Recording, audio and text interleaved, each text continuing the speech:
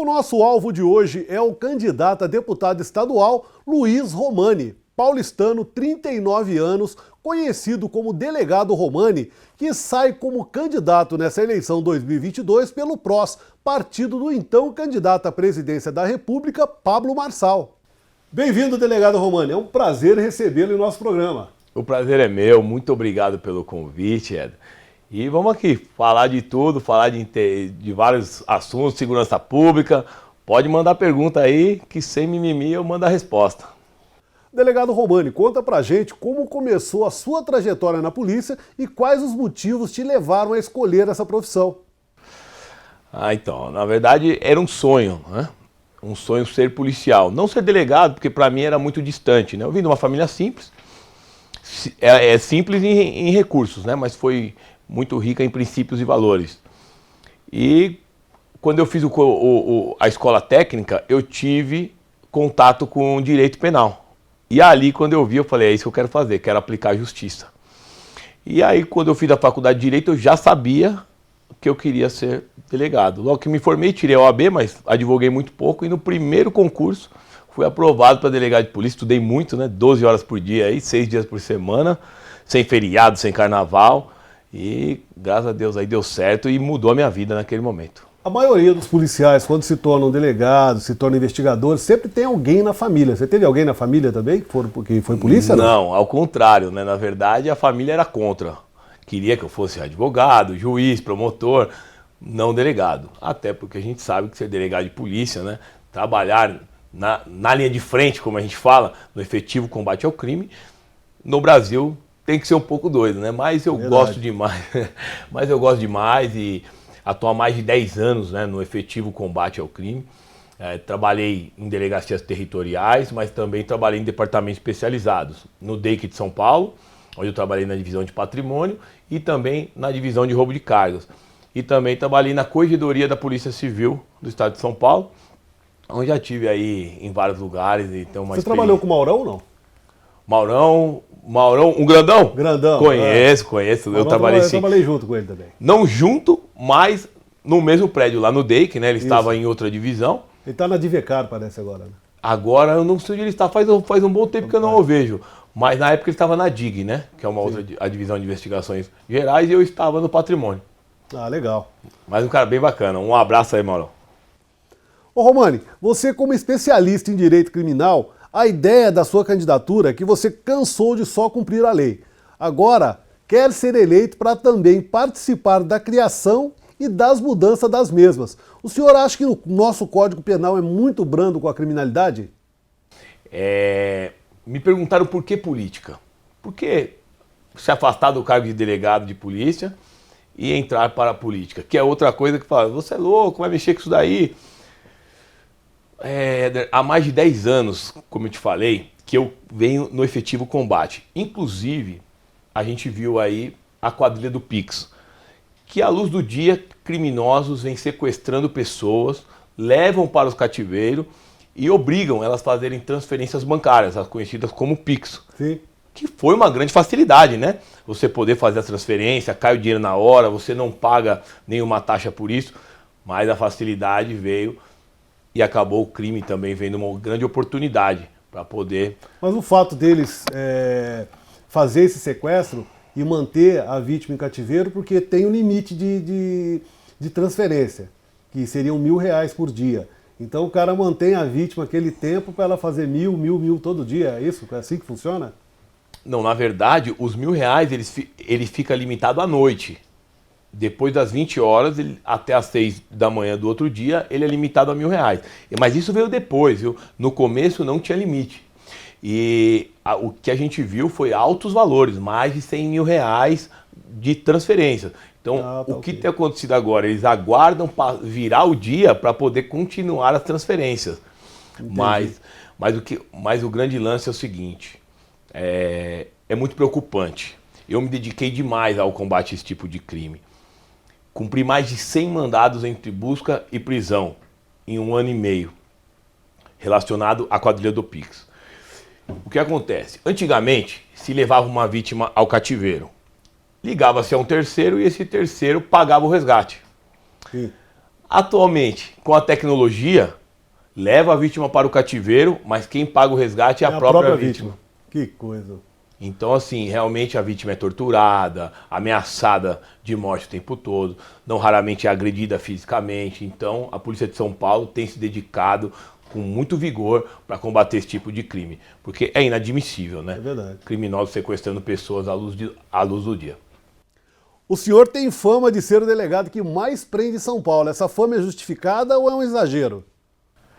Não, é exagero. Isso, na verdade, isso foi o Pablo Marçal, né, nosso candidato à presidência pelo PROS, ele intitulou o delegado que mais prende. O que eu te digo, eu não tenho um número para falar isso, aliás, tem grandes delegados de polícia em São Paulo, meus amigos, inclusive, no DEI, que você pega aí o Dr. Pedro, o Dr. Danilo, o Dr. Camargo Lima, enfim, se eu for ficar falando aqui, depois, Dr. Felipe, a gente tem muitos delegados realmente muito atuantes. O que eu digo para você, eu dei o meu melhor. E de fato, de 2020, depois que eu saí da corregedoria, eu fui para a delegacia de Pinheiros, 14º DP, depois o 93 DP, depois o 46 em Perus. De lá para cá foram mais de 200 mandados entre busca e prisão. Posso te dizer que estou entre os mais efetivos delegados do estado de São Paulo. Mas não posso falar isso porque tem realmente grandes delegados muito melhores do que eu, com toda certeza. Mas eu dei o meu melhor, fiz muito. Mas te falo, até complementando da outra pergunta, eu acho ainda que eu fiz pouco. E por que pouco? Porque eu olho para trás, Éder, e todos os índices criminais crescem. Então eu cansei de enxugar gelo e é por isso que eu entrei para a política, para poder não só, como você disse, participar do cumprimento efetivo da lei, mas também da construção delas, uma vez que tenho a formação jurídica, sou advogado também, especialista em direito criminal. Mas você atua ainda como advogado, não? Mesmo assim? Não, não pode. Não pode? Não. Fica suspensa, né, a ordem dos advogados, porque a atividade é incompatível. Um dia, se eu pedir exoneração, aí sim eu posso e peço a minha ordem de volta e posso advogar. Delegado Romani, com anos de experiência, se eleito, o senhor pretende implantar o projeto intitulado Risco Zero. Fala um pouco sobre essa ideia pra gente.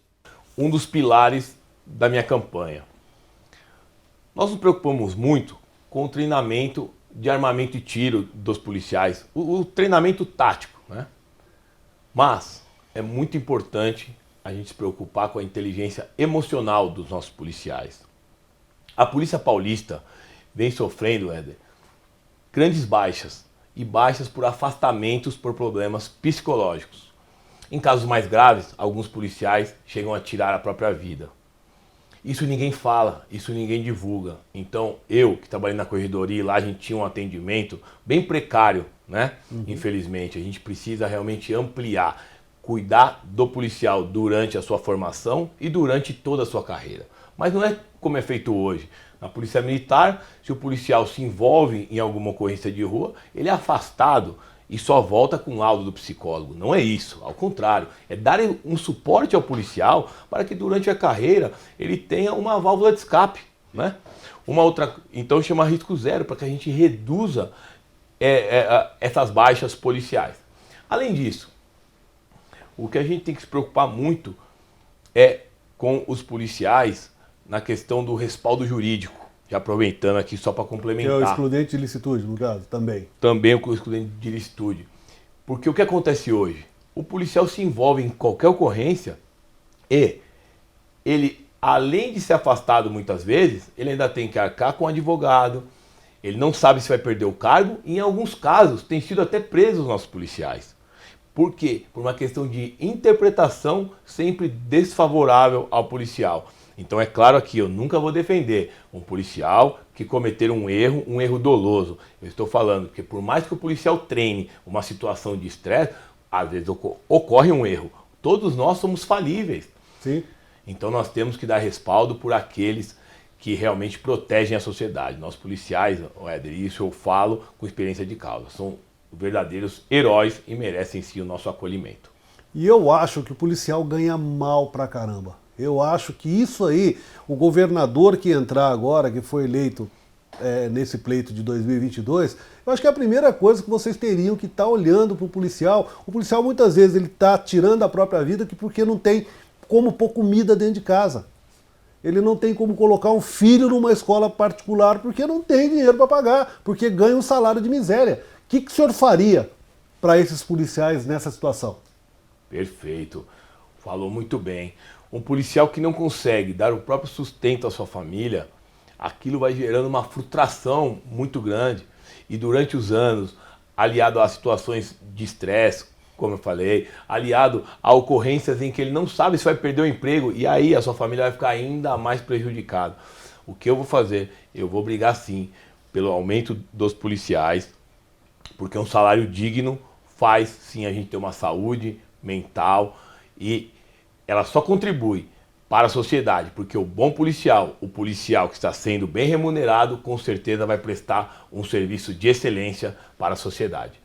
Sobre o projeto Polícia Amiga da Escola, o senhor não acha que vai ser difícil aproximar os policiais dos alunos pelo fato que os últimos governos fizeram totalmente ao contrário, sendo que a maioria dos jovens teme a polícia? Qual a sua ideia para esta aproximação? Muito interessante isso, e realmente o que a gente viu nos últimos anos, né, foi realmente um ataque às forças policiais. A gente vê por parte de uma imprensa uma verdadeira bandidolatria. Infelizmente, criminosos se tornaram vítimas da sociedade. Verdade. E cadê a vítima? E cadê o policial? Quem se preocupa? Mas, Éder, com todos esses esforços de tentar prejudicar a imagem da polícia, eu que fiz muitas operações nas comunidades, muitas vezes vi crianças acenando para nós. Então a gente vê que as crianças gostam sim da presença da polícia. O que acontece é que elas ficam acuadas muitas vezes por um ambiente hostil que é criado.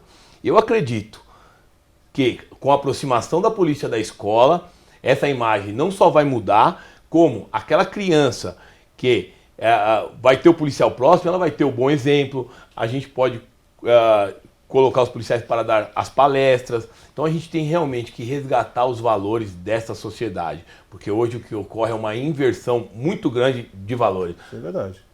Então eu entendo que o policial próximo da escola vai resgatar os valores, vai dar um bom exemplo às nossas crianças e adolescentes, e também afastar criminosos, porque hoje não raramente a gente vê traficantes em portas de escola. Eu, na minha infância, quando via uma viatura ali na porta, achava sempre bom. Não, eu corria para querer tirar... que não tinha foto, né? Eu queria para tirar informação, para poder conversar. Quando eu era criança, as nossas brincadeiras eram de polícia e bandido. Nossa, era muito difícil quem quisesse ser o bandido. Todo mundo queria ser o polícia, porque o exemplo que eles passavam pra gente, na nossa infância, a gente não tinha medo da polícia, a gente tinha admiração.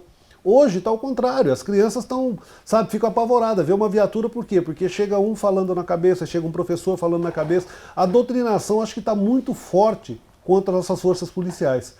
Então, eu queria que você deixasse um recado até para o próximo governador.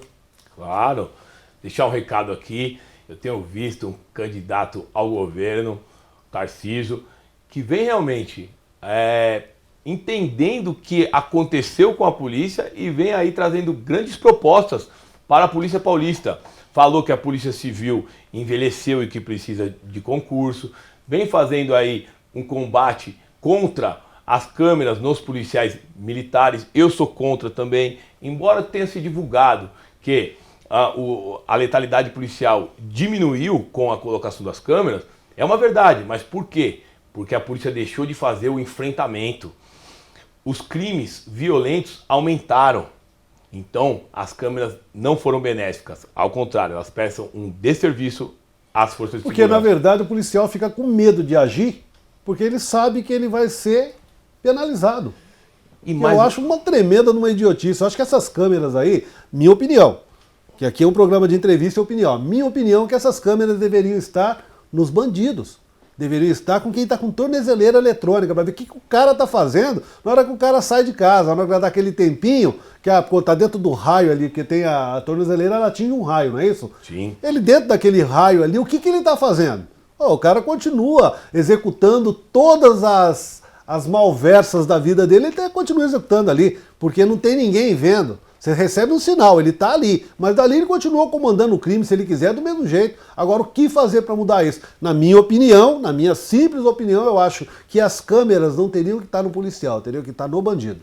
Muito boa. Aí aqui a gente concorda demais. Eu disse o seguinte, eles pegaram o modelo da polícia americana. O policial, quando fala stop, lá Sim. o pare é pare mesmo. Então, se o indivíduo ele foge, o policial atira ou bate a viatura, aquele policial fizer isso, ele tá preso ou é demitido. Nossa, ainda tem que pagar pela viatura. Vai, tem que pagar pela viatura. Além disso, a mera menção de reagir lá, o policial atira. Então, quer dizer, lá a câmera serve para respaldar o policial, respaldo jurídico. Aqui é o contrário, aqui é para inibir. E tem mais, Ed, uma grande questão que não raramente a gente vai às comunidades, a gente vai em um local de crime, de homicídio, e tem pessoas querendo contribuir com a investigação. E fala para o policial, olha, foi fulano, foi ciclano, ó, tem uma testemunha que viu com as câmeras, ninguém mais vai ajudar. Porque a gente sabe que nas comunidades impera a lei do silêncio.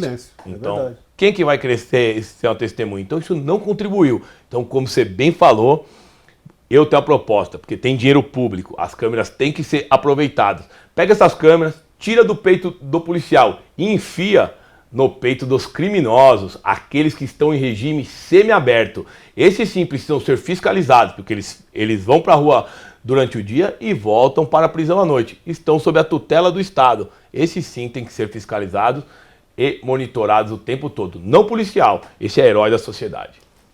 Eu vou aproveitar o gancho que a segurança pública é algo, Ed, que há mais de 10 anos fazendo a repressão, que é importante, tem que haver, porque criminoso bom é criminoso preso.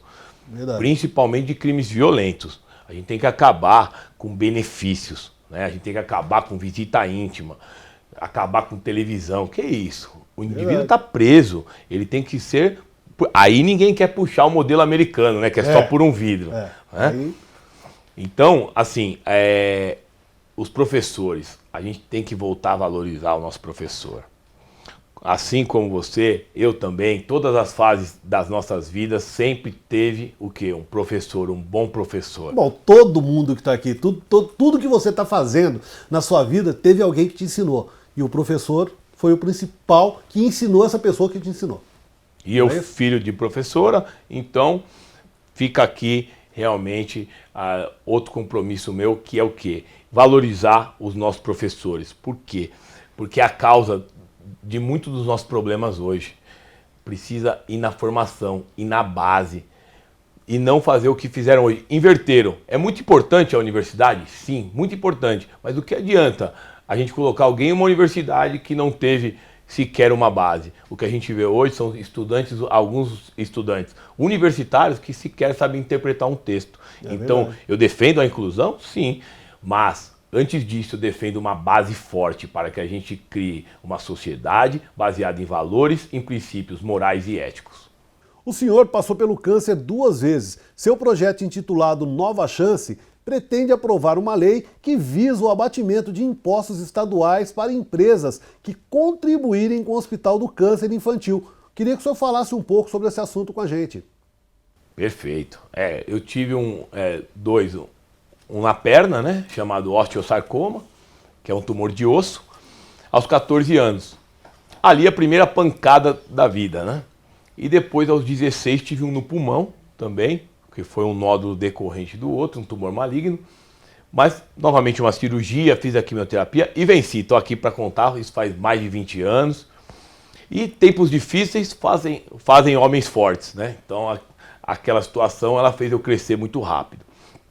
Porém, uma coisa que eu não poderia deixar de defender é essa bandeira. Por quê?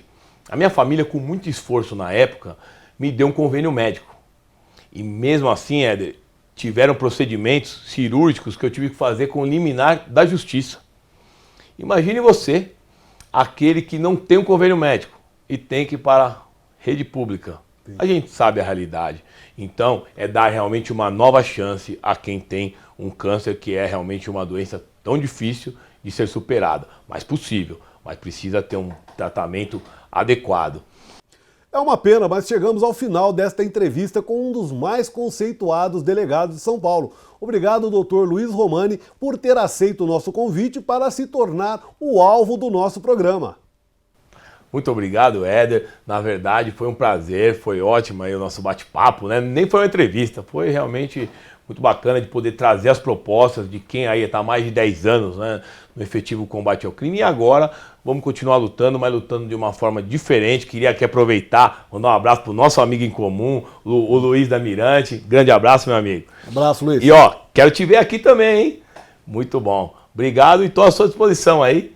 E parabéns pelo programa. O alvo com certeza vai ser um sucesso aí. Delegado Romani, 1 minuto para suas considerações finais e também para deixar suas redes sociais para que mais pessoas possam conhecer um pouco mais sobre quem é o delegado Romani. Por que política? Muitos me perguntam. Eu que sou delegado de polícia há mais de 10 anos no estado de São Paulo. Estou na linha de frente e no combate ao crime. Fiz muito, fiz tudo o que podia e dei o meu melhor. Mas cheguei no limite como eu podia como delegado. Vou continuar lutando, mas de uma forma diferente. Eu que até março nem rede social tinha. Porém, a minha indignação ficou maior do que o conforto do meu anonimato. E por isso eu resolvi entrar para a política.